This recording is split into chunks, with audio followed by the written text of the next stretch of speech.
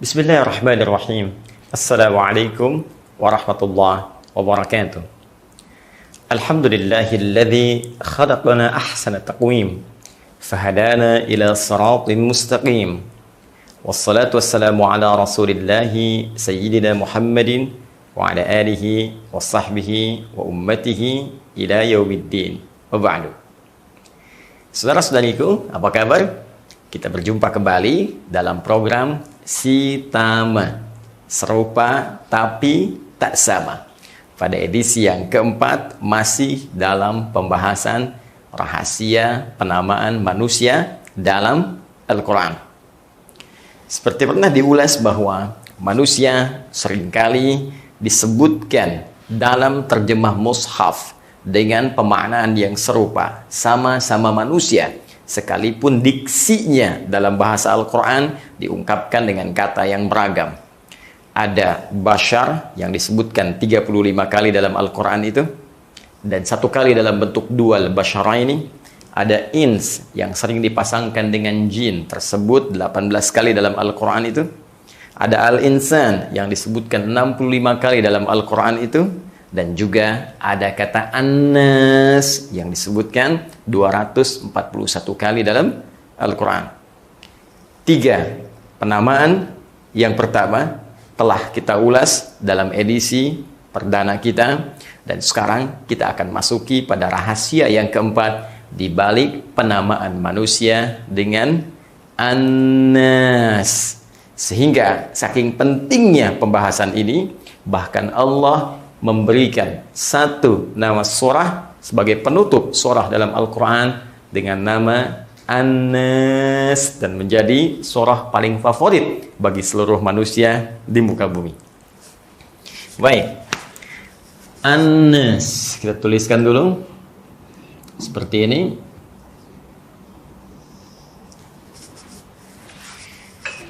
Teman-teman sekalian, kata An-Nas seperti tadi saya sebutkan, setidaknya disebutkan sebanyak 241 kali di dalam Al-Quran. Dan umumnya dari segi pendekatan gramatikal, kita tuliskan dulu. Gramatikal, kata ini menunjuk pada bentuk jama', plural. Karena bentuknya jama', maka kita akan mencoba mengembalikan dulu pada bentuk tunggalnya, mufradnya. Muslimun jama', tunggalnya muslim. Mu'minun jama', tunggalnya mu'min. Rijalun jama', tunggalnya rajulun. Nisa'un jama', tunggalnya mar'atun.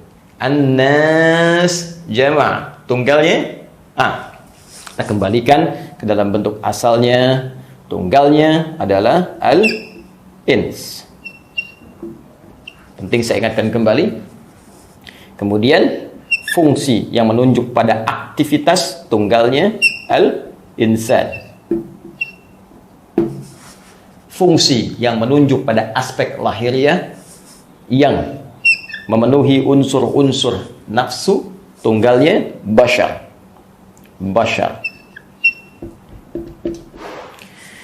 Jadi kalau kita bicara An-Nas, maka kita tidak akan melepaskan diri dari konteks al-ins, dari pembahasan al-insan, dari uraian bashar. Al-ins yang menunjuk sifat penampakannya, pun demikian dengan sifat lembut dan ramahnya. Al-insan yang menunjuk pada totalitas aktivitasnya. Kemudian bashar juga yang menunjuk pada tuntutan lahiriahnya. Keperluan untuk makan, untuk berhubungan seksual, ya, untuk memenuhi hal-hal yang memang diinginkan oleh nafsu untuk membangun keragaman dalam kehidupan. Bentuk jama' dari semua ini, jika kita sinergikan dalam bentuk jamaknya, maka berubah kata-kata ini menjadi An-Nas. 1. 2, Kita pahami dasar pembahasannya dulu. Bentuk jama' juga memiliki makna komunal. Komunal. Dengan sifat penekanan pada aspek sosial. Bukankah jama' menunjukkan makna yang banyak? Kan? Satu, tunggal, personal. Dua orang, dual. Tiga orang lebih, jama'. Bukankah kalau sudah kita menyebutkan jama' artinya jumlahnya semakin bertambah, jumlahnya semakin banyak, jumlahnya semakin terkomunalkan, ya, semakin tergabungkan satu dengan yang lainnya, yang dengan itu interaksinya bukan hanya menunjukkan pada interaksi secara personal, tapi akan berhubungan satu dengan yang lainnya. Contoh, satu orang laki-laki, personal. Satu orang perempuan, personal. Masih tunggal, masih tunggal. Kita gabungkan menjadi dual. Dari hubungan ini, dari penggabungan ini, lahir misalnya keturunan. Ada satu anak, dua anak, tiga anak. Maka dari satu tambah tiga, dua tambah tiga, menjadi lima. Bentuknya jama'. Sudah berkomunal. Sudah berkomunitas, sudah kumpul dalam satu interaksi sosial. Bukan hanya personal laki-laki saja, perempuan saja, tapi sudah muncul interaksi sosial satu dengan yang lainnya. Nah, jika telah bergabung keseluruhannya ini, maka dia disebut dengan annas, manusia yang berkumpul satu dengan yang lainnya sekaligus berinteraksi secara sosial dengan meneruskan sifat-sifat personal yang dimiliki dengan tiga penamaan ini. Masya Allah. Jadi setiap orang yang berinteraksi secara sosial, yang berkomunal, sudah pasti akan memiliki tuntutan-tuntutan personal yang dengan itu akan diinteraksikan satu dengan yang lainnya. Tentu, setiap orang yang berinteraksi akan tampak satu dengan yang lainnya. Akan diperlukan, dituntut kelembutan, keramahan, adab dalam berkomunikasi, adab dalam beraktivitas, adab dalam berinteraksi.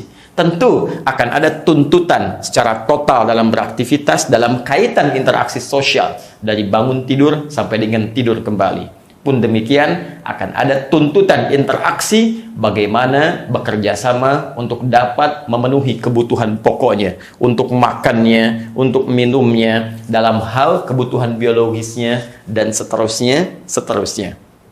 Secara singkat, jika disebutkan kalimat An-Nas dalam Al-Quran, maka bisa dipahami nama ini lebih menekankan pada penekanan interaksi manusia secara komunal yang membangun sifat-sifat sosial dalam kehidupan.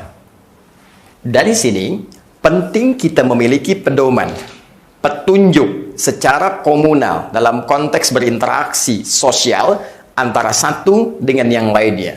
Tentunya bukan petunjuk biasa, petunjuk yang bisa melahirkan harmoni, petunjuk yang menampakkan toleransi. Karena jika petunjuk ini biasa-biasa saja, petunjuk ini dirancang secara sederhana saja, maka kita tidak bisa membayangkan bagaimana setiap orang akan menuntut dengan sifat personalnya, dan boleh jadi akan muncul kerusakan-kerusakan dalam hubungan satu dengan yang lainnya secara sosial.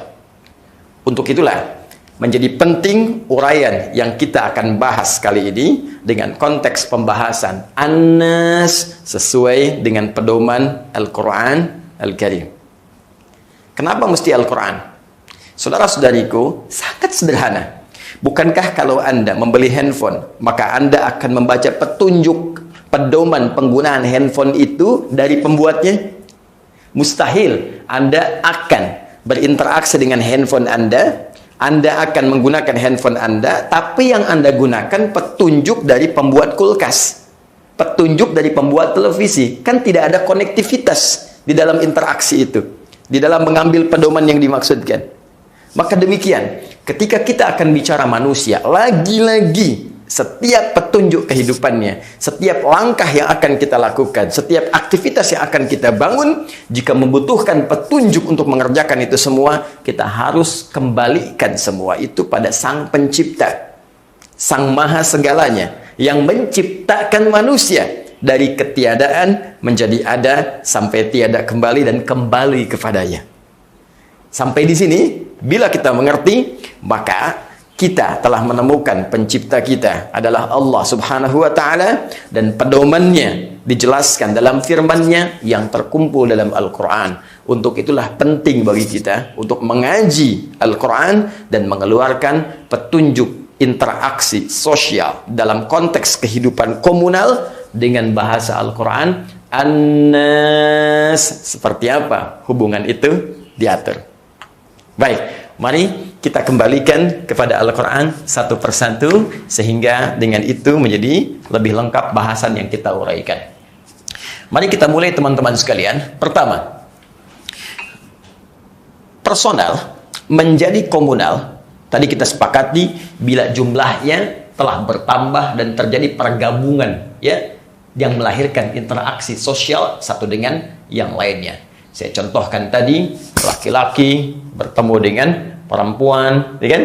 Kemudian dari hubungan keduanya muncul lagi ada anak, muncul lagi ada cucu, muncul lagi ada cicit, demikian seterusnya.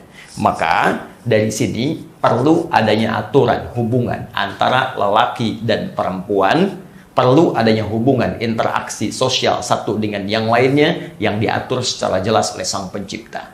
Kita turunkan bagaimana Allah memberikan aturannya. Satu, Quran surah keempat, An-Nisa ayat yang pertama. Ya ayyuhan nas. Kalimatnya menggunakan nas. Memberikan isyarat kepada kita bahwa apa yang akan disampaikan bukan hanya sekedar menjadi hukum personal, tapi akan menjadi petunjuk bagi kehidupan komunal dengan konteks interaksi sosial. Ya ayyuhan nasu ttaqu rabbakumul ladzi khalaqakum min nafsin wahidah wa khalaqa minha zawjaha wa batha minhuma rijalan katsiran wa nisaa'a wattaqullaha alladzi tasaaluna bihi wal arham innallaha kana 'alaikum raqiba. Hai semua manusia, bertakwalah kepada Rabbmu yang telah menciptakanmu. Hei, bukan sekedar mencipta. Rabb punya sifat rububiyah yang merawatmu, memberikan kebutuhan, yang memaafkan kalau salah, menyembuhkan kalau sakit, mengampuni kalau engkau berbuat dosa. Apa dengan semua pemberian itu belum sadar engkau untuk menyembahku, kata Allah?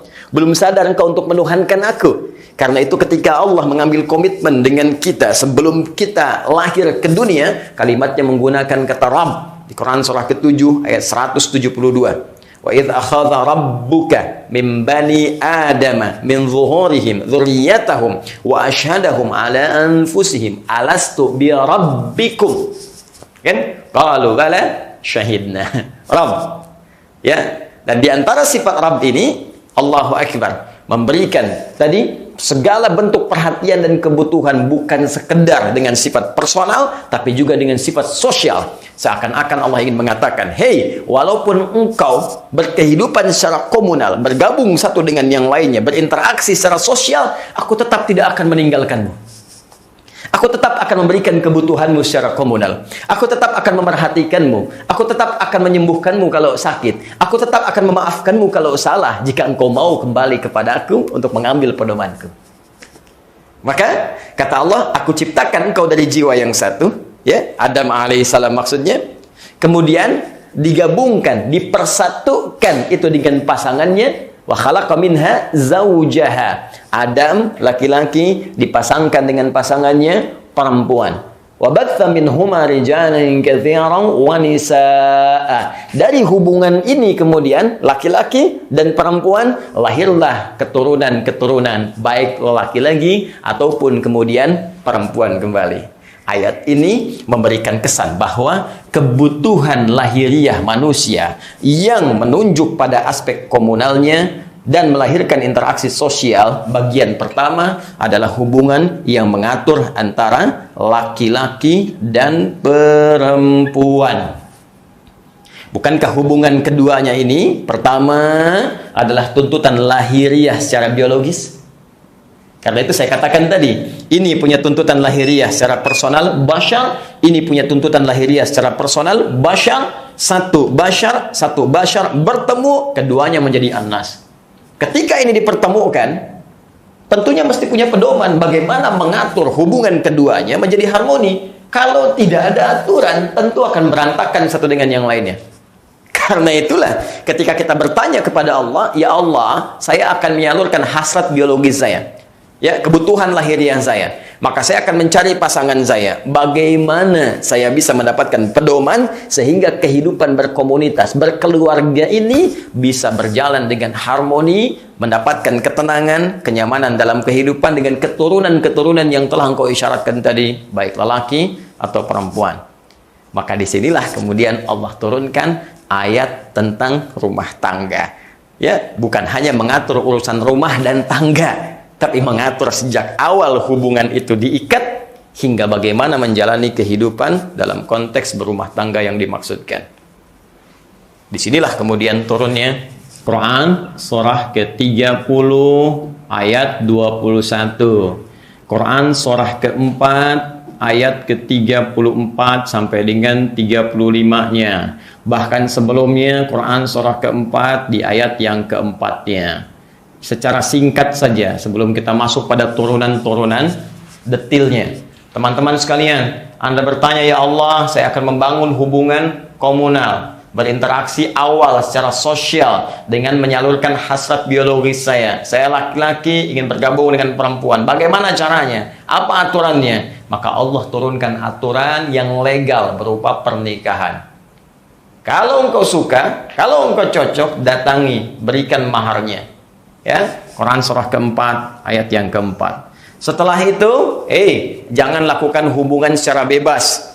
Itu akan melahirkan banyak keburukan dalam hidup. Berhubungan berhubungan seksual tanpa aturan bisa melahirkan penyakit, bisa melahirkan wabah. Itu sudah banyak diingatkan dari dulu. Ya. Sekarang orang mengeluh, menangani HIV, menangani AIDS, menangani wabah tertentu.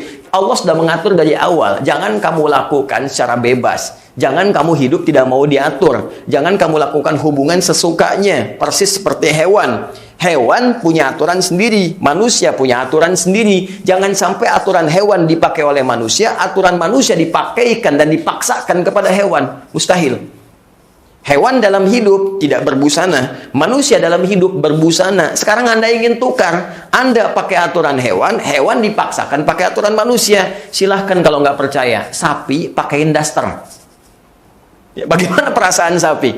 Bagaimana dia beraktivitas? Tentu akan gerah dan tidak nyaman beraktivitas. Demikian manusia. Nah, sekarang secara personal saja sudah tidak nyaman, apalagi dipaksakan menjadi aturan sosial. Maka akan muncul madarat yang tidak pernah kita bayangkan sebelumnya. Karena itu kata Allah, kalau Anda punya ada kecocokan, maka lakukan pernikahan. Diaturlah kemudian pernikahan dimaksud sampai dijelaskan. Ini loh hasilnya kalau Anda mengerjakan pedoman ini secara sempurna. Wa min ayatihi an khalaqalakum min anfusikum azwaja litaskunu ilaiha. Ya, wa ja'ala bainakum mawaddatan wa rahmah. Inna fi dzalika laayatin liqaumi yatafakkarun. Allahu akbar. Kata Allah, kalau Anda mau berpikir, kalau Anda mau merenungkan, saya berikan pedoman. Dari pedoman ini ada petunjuk, ada tanda-tanda. Kalau Anda mau memikirkan semua itu, merenungkannya. Apa di antara hasil ketika Anda mengikuti pedoman dari Al-Quran ini? Itulah yang Anda sering tuliskan dalam bentuk samara. Sakinah, mawaddah, rahmah. Pertanyaan saya, dari mana samara itu muncul? Cek dari semua referensi bacaan kitab yang pernah ada di bumi. Demi Allah saya katakan tidak akan pernah muncul kata samara kecuali terambil dari Al-Quran surah ke-30 ayat 21. Sakinah, ketenangan yang Anda dambakan itu. Litaskunu ilaiha. Sakinah bahasa Al-Quran. Mawaddah, ya, wa ja'ala bainakum mawaddah. Rahmah. Ya, warahmah. Samara hanya bisa diwujudkan jika Anda kembali kepada pedoman Allah Subhanahu wa taala. Sekarang Anda berharap samara. Anda tuliskan bahkan dari kartu undangan yang Anda kirimkan. Anda tuliskan bahkan dalam buku catatan yang Anda siapkan. Anda bangun komitmen dengan istri Anda, dengan calon Anda bahkan sebelumnya. Ya, Anda ingin berumah tangga untuk mendapatkan samara. Tapi Anda tidak belajar pedomannya. Tapi Anda jauh dari pembuat pedomannya. Bagaimana mungkin Anda bisa mendapatkan samara kalau Anda jauh dari Allah Subhanahu wa taala? Bagaimana mungkin Anda mendapatkan samara kalau Anda tidak membaca pedoman kehidupannya? Maka bagian yang pertama, penting bagi setiap orang yang berkeluarga, berumah tangga, seharusnya sebelum berumah tangga, ngaji dulu ayat-ayat rumah tangga. Karena itu dalam fikih, itu muncul fikih munakahat.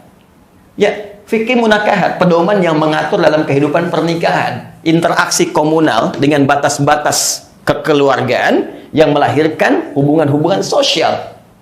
Ya, kelihatannya sederhana, tapi ketika dijalani akan jadi tidak mudah kalau tidak mengerti pedomannya. Jelas? Ya, apalagi kalau sudah ini dijalani dalam konteks berhubungan kekeluargaannya setelah menikah. Maka kata Allah, boleh jadi nanti ada orang-orang yang tidak mengerti kewajiban dan haknya, perannya masing-masing. Saya tanya kepada Anda, kalau tidak mengerti tentang pedoman kehidupan berkeluarga, bisakah seorang laki-laki menentukan apa kewajibannya dalam berkeluarga? Apa haknya? Apa kewajiban seorang istri? Apa haknya? Apa tugasnya? Kalau tidak mengerti pedoman, jangan-jangan keduanya bisa tertukar. Ingat teman-teman, yang menciptakan kita, Allah telah menetapkan fitrah kehidupan. Fitrah laki-laki seperti ini, fitrah perempuan seperti ini. Potensi laki-laki begini, potensi perempuan begini. Dari potensi dan fitrah itu diberikanlah peran yang sesuai bagi suami, bagi istri, bagi lelaki, bagi perempuan. Jika kemudian peran ini tidak diketahui, tertukar satu dengan yang lainnya, maka dapat diduga kuat akan terjadi persoalan-persoalan yang tidak mudah diselesaikan. Disinilah kemudian muncul Quran surah keempat, ayat 34, bahkan sampai 35. Rijalu qawwamuna 'alan nisa bima faddalallahu ba'dahum 'ala ba'd wa bima anfaqu min amwalihim. Laki-laki, kata Allah, saya tetapkan dengan sifat kelaki-lakiannya. Makanya disebut dengan rijal. Ya, dari kata rajulun. Punya kemiripan makna dengan kata rijlun, kaki, kokoh, kuat, tegak, penopang ya dalam tubuh kita, penopang dalam aktivitas kehidupan kita. Demikian pula laki-laki, penopang dalam kehidupan rumah tangganya, kokoh, kuat, sifatnya punya melindungi, ya. Karena itu diberikan oleh Allah kekuatan untuk mencari nafkah. Wa bima anfaqu min amwalihim, tugasnya. Karena itu diberikan kekuatan untuk melindungi kepada istri dan keluarganya, dan seringkali diilustrasikan dalam Al-Qur'an seperti halnya matahari. Karena itu ketika Nabi Yusuf alaihissalam bermimpi dan melihat inni ra'aitu ahada asyara kaukaba wasyamsa wal qamara ra'aituhum li sajidin. Aku melihat 11 gemintang, matahari dan bulan. Ya, keseluruhannya sujud hormat kepadaku. Dan diartikan oleh Nabi Ya'qub alaihissalam, matahari itu adalah ayahandanya, kemudian qamar, bulan adalah ibundanya, bintang gemintang adalah saudara-saudara Yusuf. Tentunya arti itu, takwil itu atas petunjuk Allah Subhanahu wa taala. Matahari dilekatkan dengan laki-laki dalam tugas kerumah tanggaannya. Matahari seperti laki-laki, ya, menyengat, menyinari, menyengat setiap orang yang akan mengganggu keluarga, menyinari, memberikan jalan terang dengan usaha nafkahnya, dengan bimbingannya, dengan arahannya. Tapi saat yang bersamaan, dia bisa mengeringkan air mata yang mungkin mengalir pada anak-anaknya. Dia mengeringkan air mata yang mengalir di pipi istrinya. Demikian seterusnya. Itulah matahari. Bukankah rembulan hanya akan kita lihat di malam hari? Dengan keindahannya, dengan penampakannya, dengan kecantikannya. Anda kalau ingin lihat keindahan, mustahil lihat matahari. Pasti akan Anda lihat rembulan, kan? Demikian, perempuan, istri diilustrasikan untuk selalu tampil indah, tampil memesona, tampil dengan kelembutan. Bukankah bulan ketika Anda lihat penuh dengan kelembutan, penuh dengan pesona kebaikan? Maka jadilah istri yang lembut, jadilah istri yang baik. Jadilah istri yang perhatian, jadilah istri yang enak dilihat oleh pasangan, enak dilihat oleh keluarga. Baru disebutkan 1-2 permisalan, maknanya demikian dalam. Tak tahu pedoman ini, maka peran bisa bertukar. Yang bahaya, istri jadi matahari, suami jadi bulan. Maka di sini sering muncul kemudian perselisihan yang tak bisa dituntaskan. Dengan kekuatan bulan, aku akan menghukummu. Ya, ini gak pernah selesai. Sehingga muncul salah komunikasi kah, salah pemahaman kah, hubungan yang tak cocok kah. Bagaimana menyelesaikannya? Sampai setiap persoalan-persoalan rumah tangga pun itu sudah kemudian diinformasikan oleh Allah kemungkinan-kemungkinannya. Kata Allah akan ada kemungkinan salah komunikasi, ada kemungkinan salah persepsi, ada kemungkinan masalah yang sulit disatukan, sehingga mungkin melibatkan orang lain untuk bisa mendamaikan, mengislahkan. Bagaimana cara mencarinya? Ada lagi di sini semua teman-teman sekalian. Sampai di ayat ke-35-nya ada semua. Nah, sekarang problem bahkan muslim saat ini, walaupun ayat ini berlaku umum sesungguhnya, ya, artinya non muslim pun kalau ingin belajar dari Al-Quran, ini petunjuknya universal, pasti akan mendapatkan kedamaian di rumah tangganya. Apalagi bagi kita yang beriman kepada Allah dan memang Al-Quran kita jadikan petunjuk hidup kita. Seharusnya sebelum menikah pedoman ini telah tuntas dikaji. Yang terjadi sekarang setelah menikah baru dipelajari. Itu alhamdulillah masih ada kesempatan. Yang lebih bahaya sudah menikah masih belum mau belajar tentang pedoman ini. Maka saya duga dengan kuat tidak akan mudah mengentaskan persoalan walaupun gelimang gelar dan harta telah didapatkan dengan seizin Allah Subhanahu wa taala. Ini baru bagian yang pertama. Coba kalau kita gabungkan keluarga satu dengan keluarga lainnya. Ini kan baru satu keluarga. Apakah yang berkeluarga cuma Anda saja? Tidak. Orang lain pun berkeluarga. Yang lainnya berkeluarga lagi. Yang lain berkeluarga lagi. Nah, kalau kita ingin gabungkan keluarga, ketemu keluarga, ketemu keluarga, ketemu keluarga, bukankah kehidupannya menjadi semakin luas? Bukankah komunitasnya menjadi semakin beragam? Bukankah interaksi sosialnya menjadi semakin kompleks? Ya kan? Tuh. Maka kalau kita satukan keluarga dengan tempat yang kemudian semakin luas, dengan komunitas yang beragam, interaksi sosial yang semakin kompleks, maka kalimatnya oleh Al-Quran dirubah yang memberikan penamaan berupa diksi yang mengakomodir semua makna tadi. Kalimatnya berubah menjadi syu'ubun. Ya, saya hapus jenak. Bismillah.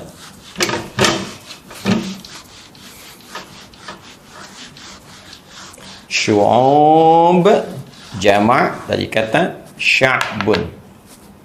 Seperti ini. Syu'ub jama' dari kata sya'bun.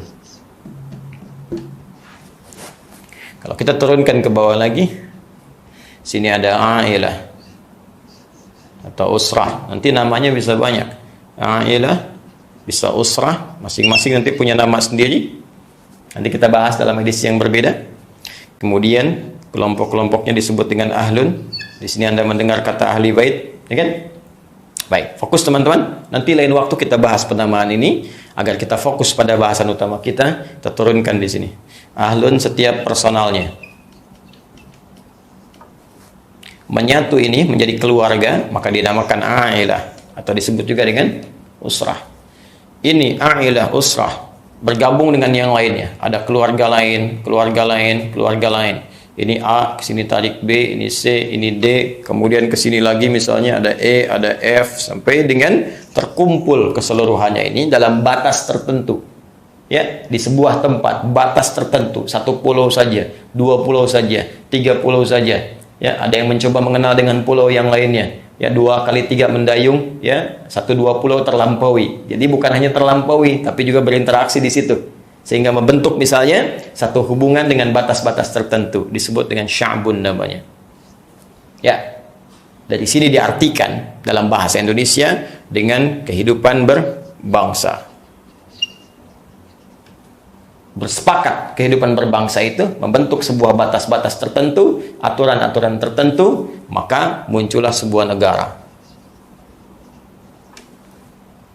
Kalau negara ini ya dengan kehidupan berbangsa yang menggabungkan ya keluarga-keluarga ini ya dari suku-suku yang berbeda-beda. Bahkan kalau kita selak lagi di sini ya antara pertengahan dari keluarga menjadi bangsa jadi negara ya ada kemungkinan juga interaksi di pulau ini dengan pulau ini punya karakter yang berbeda-beda yang membentuk ciri khas tertentu. Maka muncul kemudian satu kecenderungan yang bisa berbeda dengan yang lainnya disebut dengan suku ya. Baik, di sini ada suku Sunda misalnya. Baik, di sana ada Sumatera. Di sana lagi ada Kalimantan, punya karakter khas masing-masingnya. Maka di tengah-tengah ini ada suku misalnya. Dengan budaya yang berbeda-beda. Boleh jadi tidak sama. Jelas? membentuk satu ranah keistimewaan, keragaman dalam kehidupan berbangsa, bernegara. Kalau dijamakkan sya'bun, maka jamaknya menjadi syu'ub. Apakah yang hidup komunitas ini cuma satu batas negara saja? Tidak. Barangkali komunitas yang lain punya sifat tersendiri dari kebangsaannya, bahkan memberikan nama dengan negara tertentu. Maka kita akan temukan kehidupan yang lebih luas dalam konteks hubungan komunal, interaksi sosial antar negara. Negara-negara yang kumpul di benua Asia misalnya, maka akan terhubung antara hubungan negara-negara di Asia. Yang di Eropa, negara-negara di Eropa. Yang di Amerika, ya demikian. Yang juga di Afrika, demikian. Bahkan konteks lebih luas lagi, kumpulah hubungan komunitas, kumpulah hubungan interaksi sosial dalam konteks lebih luas dunia. Dunia. Di sini ada berita, di sini ada berita, di sini ada masalah, di sini ada masalah. Muncul dunia dalam berita. Bukan satu keluarga lagi, bukan dua keluarga lagi, tapi lebih luas pembahasannya. Sekarang pertanyaannya, ya Allah, kalau saya ingin mengembangkan hubungan interaksi sosial lebih luas lagi, bagaimana pedomannya? Apalagi sukunya bisa banyak, kehidupan berbangsa bisa kompleks, bernegara tidak mudah, ya. Apalagi mengatur hubungan antar negara. Maka Allah sangat maha tahu tentang jalan kehidupan kita. Sebelum kita bertanya, sudah turun Quran surah ke-49 ayat 13. Ya. Ya ayyuhan nas. Tuh. Lihat kalimatnya. Universal hukumnya. Setiap orang bisa belajar dari pedoman ayat ini dan dia tarik dalam kehidupan berbangsa dan bernegara. Apapun konsep yang akan dia buat, apapun nama yang akan dia tuliskan, ya, republikah, ya, ataukah kerajaanKah atau sistem umumkah, silahkan tarik nilainya, praktekkan dalam kehidupan, maka Anda akan temukan harmoni dalam kehidupan berbangsa dan bernegara. Sifatnya universal, tapi sifat ini sekaligus memberikan isyarat bahwa hanya Allah yang maha mengetahui tentang jalur kehidupan setiap hamba. Justru dengan konsep inilah seharusnya kita berpikir, kata Allah, untuk mengenal Rabb yang sesungguhnya, mengenal Allah yang sesungguhnya. Kalau bukan pencipta kita, mustahil mengetahui dan mengatur dengan detail jalur kehidupan kita sampai kehidupan yang sangat kompleks. Maka, apa yang Allah sampaikan? Ya ayyuhan nasu, hai semua manusia tanpa kecuali. Inna khalaqnakum min dzakarin wa untha. Inna, karena kehidupannya sudah kompleks, sudah luas, berbangsa, bernegara, bersuku-suku, ya, maka kalimatnya menggunakan kata inna, membawa ta'zimun nafsi, ta'zimus sya'ni. Ya, masih ingat pembahasan yang sering saya tekankan di sini? Kata Allah, dengan segala keagunganku, aku sampaikan informasi yang sangat besar kepada kalian semua. Inna khalaqnakum min dzakari wa untha. Kami ciptakan kalian, manusia, semua manusia, tanpa kecuali. Dari Nabi Adam sampai kehidupan berakhir. Dengan dua tipe, dua jenis saja. Satu, dzakar, laki-laki. Kedua, untha, perempuan. Perhatikan baik-baik.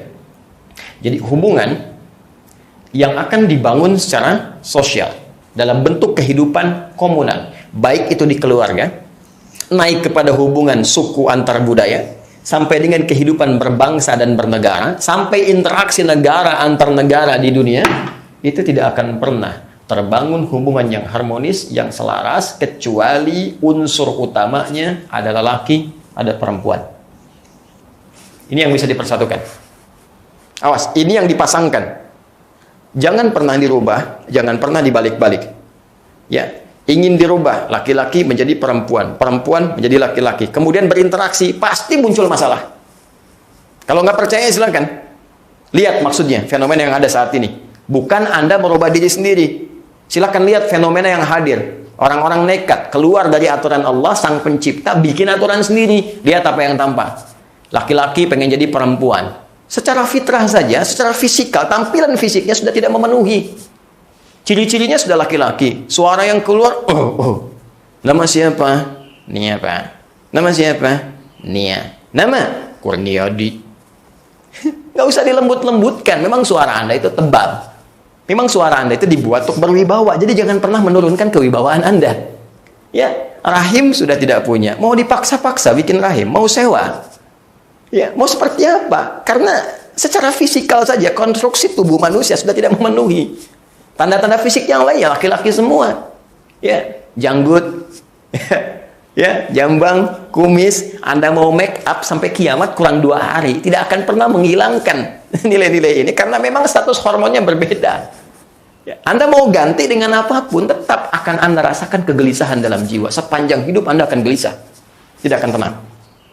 Pun demikian dengan perempuan, jangan harus dipaksa-paksa menjadi lelaki, karena ketika diinteraksikan satu dengan yang lainnya, muncul persoalan. Saya baca berita beberapa hari ini, betapa banyak pernikahan kemudian hancur lebur.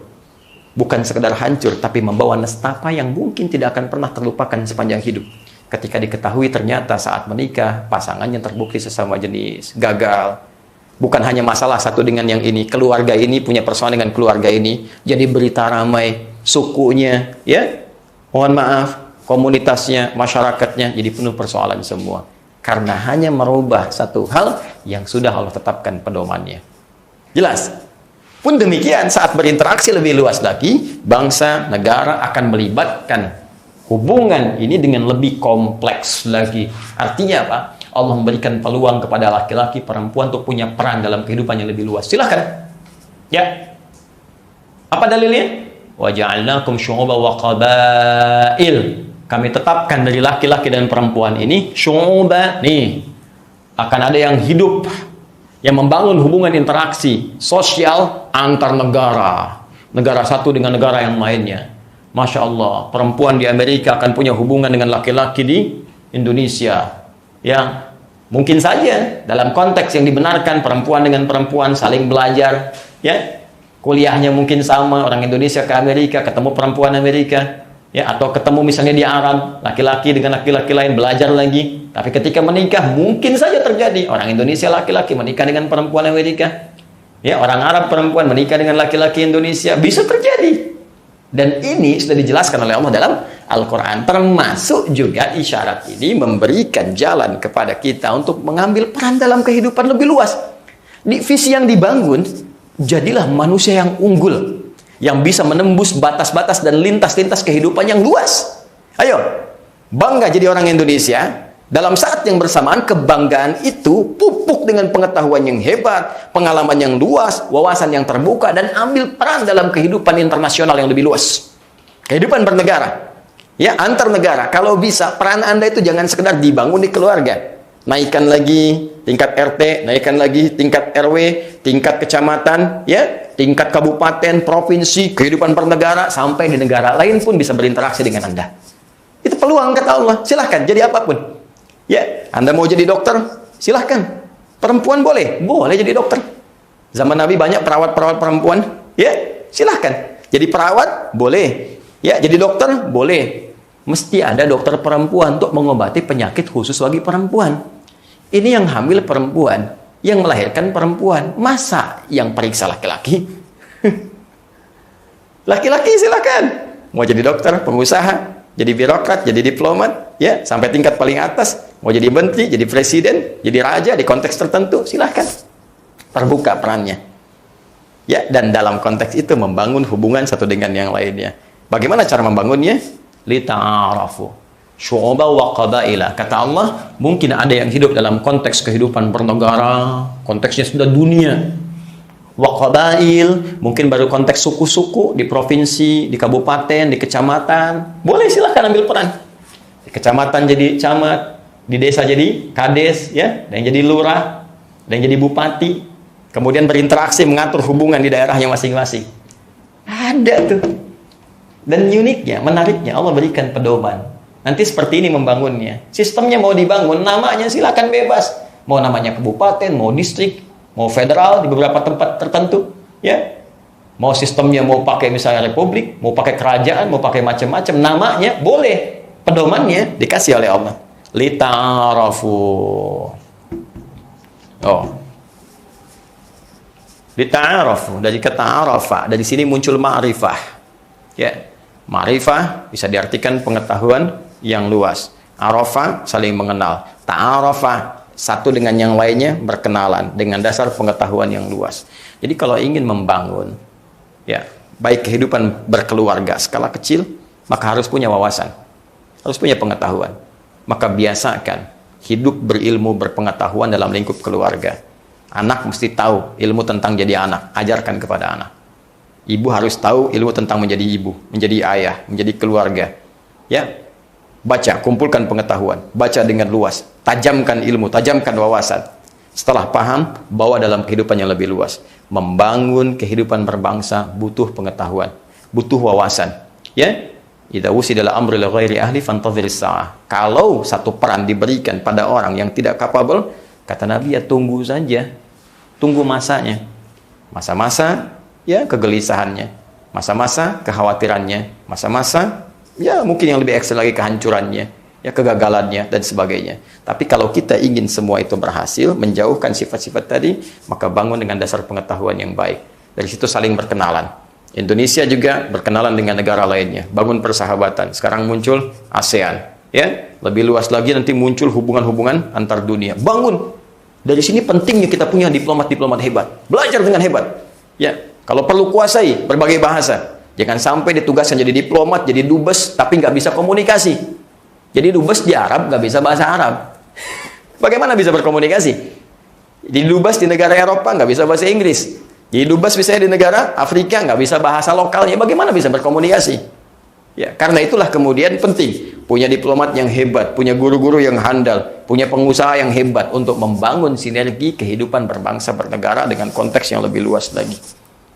Bahkan Al-Quran mengisyaratkan kita mesti punya tatanan dasar-dasar kehidupan dalam konteks berkomunal ini untuk mengatur hubungan interaksi sosial dengan dasar-dasar yang sangat kuat. Sekali lagi bersyukur kita kepada Allah bahwa para pendiri negeri ini, Indonesia, yang kita berbahagia, bersyukur, bangga bisa menjadi bagian dari negara yang kita cintai ini, kita jaga dengan baik ini, kita sayangi, kita rawat, kita makmurkan. Sekali lagi penting saya sampaikan, ketika bangsa ini dilahirkan, semua bersinergi, berkumpul, mempraktekkan konteks ta'aruf ini, saling berkenalan, saling bersinergi, masing-masing membawa wawasan, masing-masing saling menyempurnakan, masing-masing saling menguatkan, sehingga membentuk dasar-dasar negara yang kuat, bangunan-bangunan yang kokoh, dasar-dasar undang-undang yang mengatur hubungan antar sosial satu dengan yang lainnya. Dan bukankah yang banyak juga memberikan peran pada saat itu ulama-ulama kita yang paham tentang Al-Quran? Saya sering katakan bagaimana peran seorang Kiai Haji Abdul Wahid Hashim, peran Ki Bagus Hadikusumo, ya, peran orang-orang Islam yang lainnya, ada peran di perjuangan medan perang seperti Bung Tomo, Muslim dengan teriak Allahu Akbarnya yang sangat luar biasa. Bukankah Bung Karno juga Muslim? Ya, bukankah yang merumuskan Pancasila juga banyak para ulama kita? Karena itu banyak nilai-nilai Al-Quran itu tersemat dan tersemai dalam Pancasila. Coba lihat, bukankah sifat komunal ini telah muncul dalam sila ketiga? Persatuan Indonesia. Bukankah semua mesti bersatu dalam konteks ini? Quran hanya memberikan satu kalimat saja. Syu'uba wa qabail. Qabail itu jamak dari kata qabilah. Di Indonesia itu banyak suku-sukunya. Anda bisa bayangkan berapa suku banyak di Indonesia. Kalau suku disatukan jadi qabail, qabilah jadi qabail. Satukan qabilah jadi qabail, qabail jadi sya'bun, jamaknya syu'ab. Persatuan Indonesia, satukan. Ini kumpul, bikin aturan. Ya, bahkan muncul di Al-Quran surah Asy-Syura untuk bermusyawarah, ya, rumuskan musyawarah, cari mufakat. Dari situ keluarkan hukum-hukum yang mengatur secara adil satu dengan yang lainnya. Kerakyatan yang dipimpin oleh hikmat kebijaksanaan dalam permusyawaratan perwakilan. Bukankah wakil kita yang mewakili setiap masyarakat ada di legislatifnya, DPR-nya, sampai dengan ke MPR-nya? Pernahkah Anda mengkaji dalam bahasa Arab? Bukankah parlemen itu disebut dengan Majlis Syu'ab? Bahasa Al-Quran. Ya. Yang terakhir apa? Keadilan sosial bagi seluruh rakyat Indonesia. Keadilan sosial, ini yang tadi saya katakan. Keadilan banyak konsepnya dalam Al-Quran, bahkan menjadi dasar utama dalam prinsip kehidupan berbangsa, bernegara. 5 ini dirumuskan jadi Pancasila. Ketuhanan yang Maha Esa, kemanusiaan yang adil dan beradab, ya, persatuan Indonesia, kerakyatan dipimpin oleh hikmat kebijaksanaan dalam permusyawaratan perwakilan, keadilan sosial bagi seluruh rakyat Indonesia. Makanya ketika saya sering ditanya, Ustadz, kenapa di Indonesia tidak diterapkan syariat Islam? Saya selalu mengatakan Pancasila itu, ya, dan dasar-dasar negara kita di undang-undang itu, itulah rumusan syariat Islam yang diterapkan di Indonesia. Karena itu negara memberikan peluang kepada kita untuk mengamalkan nilai-nilai keyakinan dalam kepercayaan kita, dalam iman kita, dalam Islam kita, dalam kehidupan berbangsa dan bernegara. Langsung dicantumkan di pasal ke-29 ayat ke-2. Negara, lihat bahasanya, negara menjamin kemerdekaan tiap-tiap penduduk untuk memeluk agamanya masing-masing dan beribadah menurut agama dan kepercayaannya itu. Nah, tinggal sekarang bagaimana kita mengaktualisasikan nilai-nilai itu dalam kehidupan. Silahkan kita praktikkan. Karena itu negara memfasilitasi. Jadi umat Islam nih, umat Islam mau sholat, bikin aturan. Silahkan izin mendirikan masjid. Ya, ada petunjuk-petunjuk. Bahkan dalam kondisi corona pun, pandemi pun ikut dipikirkan. Ya, begini caranya, begini solusinya. Mau haji, mau ada zakat, mau Idul Fitri, bahkan nggak tanggung. Didirikan misalnya Kementerian Agama. Bukankah di situ ada aturan-aturan juga yang memberikan aturan, petunjuk pada umat Islam? Ya, silahkan. Tinggal kita mengaktualisasikan dalam nilai-nilai kehidupan. Karena itu, saya ingin berikan pesan penting kepada seluruh bangsa Indonesia, seluruh warga negara Indonesia, dengan peran apapun yang sekarang dititipkan oleh Allah kepada kita. Ingat, itu amanah. Itu hanya titipan. Mungkin ada peran saya, Anda, kita sebagai rakyat. Ada peran sebagai pengelola, stakeholder bangsa. Ada yang di eksekutif, dari pemerintahan, dari presiden sampai ke bawahnya. Ya, sampai ke RT. Ada yang di legislatif, ya, ada yang DPR, perwakilan dari pusat sampai dengan ke daerahnya. Ada yang berpartner dengan MPR-nya, ya kan? Ada yang yudikatifnya, ya, ada MA, ya, dengan turunan-turunannya dan seterusnya dengan lembaga-lembaga yang serupa. Nah, masing-masing membangun peran untuk memakmurkan tempat yang kita pijak. Ada pesan tegas dalam hadis yang disampaikan Nabi SAW. Dalam satu riwayat Muslim, bahwa setiap kita mesti punya pedoman yang kuat, yang saling bersinergi untuk bisa membangun kemaslahatan dalam berkehidupan. Bahkan Nabi tegas mengatakan, la'anallahu man ghayyara manaral ardi. Allah akan melaknat orang yang sengaja itu mengubah haluan-haluan di bumi. Di sini ada yang mengartikan secara standar, secara pokok, yaitu batas kepemilikan satu tempat. Ya, ada si fulan punya rumah, si fulan punya rumah. Masing-masingnya ada tanah. Bahkan dalam konteks yang lebih luas, depannya fasum misalnya.